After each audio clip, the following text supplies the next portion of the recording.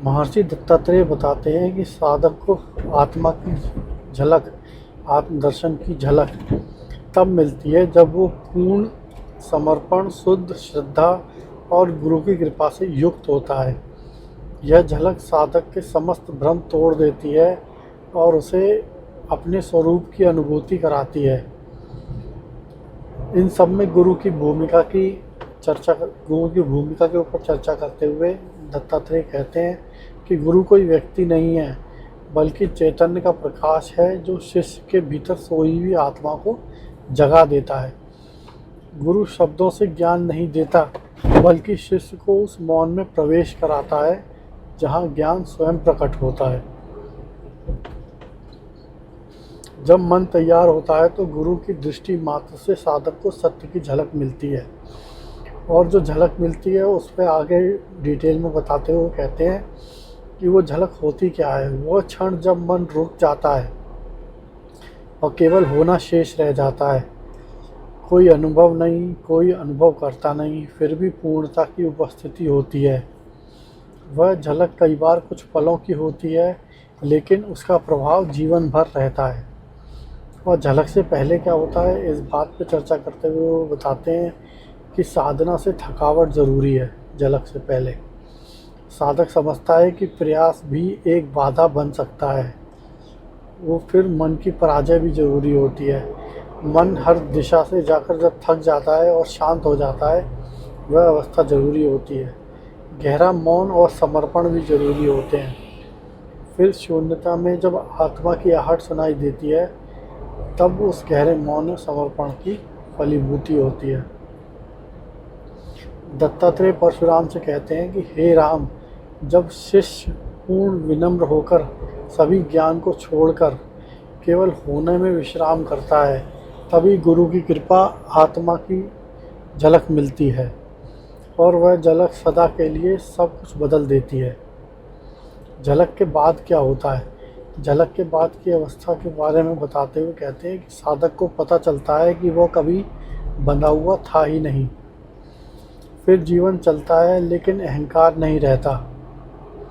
कारणीय यानी कि करने योग्य, और अकारणीय यानी कि ना करने योग्य चीज़ों का भेद मिट जाता है, केवल सहजता बचती है। वो कहते हैं कि झलक कोई अंतिम पड़ाव नहीं, बल्कि आत्मा की पुकार का आरंभ है। जब साधक झूठे और सच्चे की ओर, फिर सच्चे में स्थिर रहने की ओर बढ़ता है, झूठे से सच्चे की ओर और सच्चे में स्थिर रहने की ओर बढ़ता है, तब उस झलक का फलीभूत होना माना जाता है। फिर महर्षि दत्तात्रेय परशुराम को बताते हैं कि एक बार जब साधक आत्मा में पूर्ण रूप से स्थिर हो जाता है, तो उसका जीवन एक सहज प्रवाह बन जाता है। वह न तो किसी लक्ष्य से बंधा होता है और न किसी परिस्थिति से। वह स्वरूप में स्थित मुक्तात्मा हो जाता है, यानी कि जीवन मुक्त हो जाता है। और उस मुक्त व्यक्ति के बारे में बताते हुए कहते हैं कि वो जीवन मुक्त कौन होता है? वह व्यक्ति जिसने मैं कौन हूँ के उत्तर को पूर्ण आत्मबोध के साथ प्राप्त कर लिया हो, वह जीवन मुक्त होता है। उसके लिए न कर्म शेष रहते हैं, न विकल्प, केवल होना ही शेष रह जाता है। वह संसार में रहते हुए भी उससे अछूता होता है। मुक्त व्यक्ति की जीवन शैली के बारे में बताते हैं कि वो नियंत्रण नहीं रखता, सहजता रखता है। वो जीवन को नियंत्रित नहीं करता, बल्कि जीवन में जैसा आता है वैसा उसे अपना लेता है। न अपेक्षा, न प्रतिक्रिया। उसे न किसी से कुछ चाहिए, न कोई दुख या क्रोध होता है, न संकल्प, न विकल्प। उसके लिए हर पल पूर्ण होता है। उसे कुछ और करना नहीं है, ऐसी कोई मानसिकता भी नहीं होती कि कुछ करना है या कुछ करना शेष रह गया है। उदाहरण के लिए समझते हैं कि जैसे एक पूर्ण चंद्रमा को भी कुछ जोड़ना नहीं पड़ता, वह बस चमकता है, वैसे ही आत्मज्ञानी व्यक्ति बिना किसी और कुछ कमी के उज्जवल रहता है, चमकता रहता है। वह ना कुछ करता है और ना कुछ पाने की इच्छा रखता है। फिर आगे दत्तात्रेय परशुराम को समझाते हुए कहते हैं कि हे राम, आत्मज्ञानी व्यक्ति संसार को वैसा ही देखता है जैसे कोई जागृत व्यक्ति स्वप्न को देखता है। उसमें कुछ भी वास्तविक नहीं लगता, फिर भी वह अपना कर्तव्य निभाता है।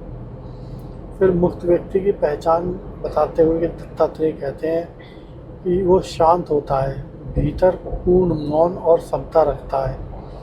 वह अक्रिय होता है, बाहरी क्रियाओं में निर्लिप्त और भीतर से निष्क्रिय होता है।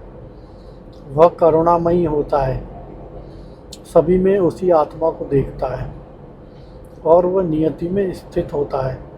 जो हो रहा है उसे वैसे ही सहजता में स्वीकार करता है। इन्हीं सब बातों को एक साथ रख के परशुराम से दत्तात्रेय कहते हैं कि मुक्ति कोई स्थिति नहीं बल्कि दृष्टिकोण का अंत है। जब कोई कहे मुझे कुछ पाना है, तब समझो कि वह अभी मुक्त नहीं हुआ है। मुक्त व्यक्ति एक सद्गुरु की तरह जीवन जीता है और उसके मौन से ही, और वह अपनी मौन से ही और शिक्षा देता है। उसके मौन से ही शिक्षा मिलती है। उसके पास बैठना भी, उसकी जो ऑरा है उसमें बैठना भी एक प्रकार की शिक्षा है। फिर महर्षि दत्तात्रेय यह उजागर करते हैं कि मुक्त आत्मा यानी कि जीवन मुक्त का केवल मौन में स्थित रहना ही संसार के लिए महानतम सेवा है। वह कुछ बोले या ना बोले, कुछ करे या ना करे, फिर भी उसका साक्षात अस्तित्व ही कल्याणकारी होता है। मौन की शक्ति के बारे में बताते हुए दत्तात्रेय कहते हैं कि मौन कोई शब्दों की अनुपस्थिति नहीं है। वह शुद्ध उपस्थिति है जहाँ अहंकार, विचार और विकल्प समाप्त हो चुके होते हैं। इस मौन में आत्मा स्वतः प्रकाशित होती है और उसका प्रभाव चारों ओर फैलता है। मुक्त व्यक्ति के मौन के प्रभाव के बारे में वो कहते हैं कि वह अनजाने ही दूसरों की चित्तवृत्तियों को शांत करता है। एक तरह से माना जाए जैसे उसकी रेडिएशन जो होती है उससे ही और लोगों में शांति अपने आप आने लगती है। उसके समीप आने वाले साधक के भीतर सवाल नहीं और शांति ही जागती है। वह किसी को बदलने की कोशिश नहीं करता, लेकिन उसका मौन ही दूसरों में परिवर्तन लाता है। वह जहाँ होता है वहाँ दिव्य ऊर्जा का प्रसार होता है। जैसे सुगंधित फूल बिना कुछ कहे वातावरण को पवित्र करता है, वैसे ही एक मौन व्यक्ति अपने वातावरण में मौन ही प्रकाशित करता है। दत्तात्रेय कहते हैं, हे राम, एक मुक्त व्यक्ति का मौन हजारों उपदेशों से अधिक प्रभावशाली होता है। वह जो कुछ नहीं करता वही सब कुछ करता है। वो कहते हैं कि यह अलौकिक सेवा है, क्योंकि यह सेवा कर्म के स्तर पर नहीं बल्कि सत्ता यानी कि बीइंग के स्तर पर होती है। वह केवल अस्तित्व में रहकर सभी को अपने आत्म प्रकाश से छूता है। गुण शिक्षा जो इसमें है वो यह है कि गहराई से समझने योग्य जो बिंदु है वो यह है कि संसार को बदलने के लिए बाहर दौड़ने की आवश्यकता नहीं है। स्वयं के भीतर स्थिर हो जाना ही सबसे बड़ी क्रांति है। जैसे दीपक अंधकार को नष्ट नहीं करता, वैसे केवल प्रकाशित होता है और अंधकार स्वयं ही नष्ट हो जाता है, वैसे ही मुक्त व्यक्ति अज्ञान को नष्ट नहीं करता, केवल सच्चाई में स्थित होता है। महर्षि दत्तात्रेय परशुराम को यह स्पष्ट करते हैं कि सच्चा ज्ञान यानी कि रियल विजडम केवल बुद्धि या वाणी का विषय नहीं है। वह व्यक्ति जिसने आत्मा को जाना है वो विकल्पों से मुक्त, प्रतिक्रिया से रहित और भीतर से पूर्ण शांत होता है।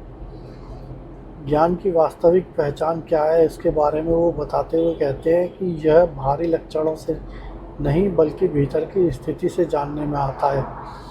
कोई व्यक्ति कितनी बातें करता है, कैसी वाणी बोलता है, यह ज्ञान का प्रमाण नहीं है।